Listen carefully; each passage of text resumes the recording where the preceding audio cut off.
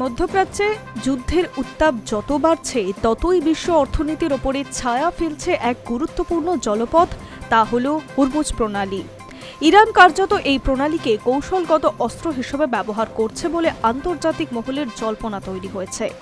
আর সেই জল্পনার কেন্দ্রবিন্দুতে উঠে এসেছে এক চাঞ্চল্যকর দাবি। আন্তর্জাতিক কিছু দেশের জাহাজকে পারাপারের অনুমতি দিয়ে মোট অঙ্কের অর্থ আদায় করেছে তেহরান। লন্ডনের একটি প্রভাবশালী সংবাদ মাধ্যমের প্রকাশিত প্রতিবেদন দাবি করছে, প্রতিটি জাহাজকে হরমুজ প্রণালী পার করার জন্য প্রায় 2 মিলিয়ন মার্কিন ডলার অর্থাৎ ভারতীয় মুদ্রায় প্রায় 19 কোটি টাকা দিতে হচ্ছে। এই তথ্যের সূত্র হিসেব উল্লেখ করা হয়েছে ইরানের জাতীয় নিরাপত্তা কমিটিতে। তাদের দাবি, যুদ্ধ পরিস্থিতিতে বিপুল অর্থ ব্যয় হচ্ছে। এই গুরুত্বপূর্ণ নৌপথ ব্যবহারকারী জাহাজগুলির থেকে অর্থ নেওয়া যুক্তিসঙ্গত। এই প্রেক্ষাপটে আরও তাৎপর্যপূর্ণ বিষয় হল 28শে ফেব্রুয়ারি থেকে শুরু হওয়া ইরান বনাম আমেরিকা ও ইসরায়েলের সংঘাত ক্রমশ জটিল আকার নিচ্ছে। নতুন সুপ্রিম লিডার মোস্তাফা খামেনেই স্পষ্ট জানিয়ে দিয়েছে, হরমুজ প্রণালী অবরুদ্ধ করে বিশ্বজুড়ে তেল ও গ্যাস সরবরাহে বড় ধাক্কা দিতে প্রস্তুত ইরান। এই প্রণালী দিয়ে বিশ্বের প্রায় 1/3 তেল পরিবাহিত হয়, ফলে এর ওপরে নিয়ন্ত্রিত মানেই গোটা বিশ্বের অর্থনীতিতে চাপ রাখা। তবে এই উত্তেজনার মাঝেই ভারতকে কিছুটা ছাড় দেওয়া হয়েছে বলে খবর।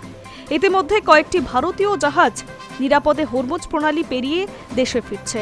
আন্তর্জাতিক মহলের একাংশের একটিকে ভারতের কূটনৈতিক সাফল্য বলেই মনে করা হচ্ছে, যদিও এই সাফল্যের আড়ালে নতুন প্রশ্ন উঠতে পারে বলে মনে করা হচ্ছে। ভারতের বিদেশমন্ত্রী এস জয়শঙ্কর স্পষ্ট জানিয়ে দিয়েছে, ইরানের সঙ্গে ঐতিহাসিক সম্পর্কের ভিত্তিতেই আলোচনা হয়েছে এবং এর জন্য আর্থিক লেনদেন করা হয়নি। কিন্তু ইরান নেতার এই ফি সংক্রান্ত মন্তব্যের পর সন্দেহ আরও ঘনীভূত হয়েছে। তাহলে কি বাস্তবে কোনো গোপন অর্থ লেনদেন হয়েছে?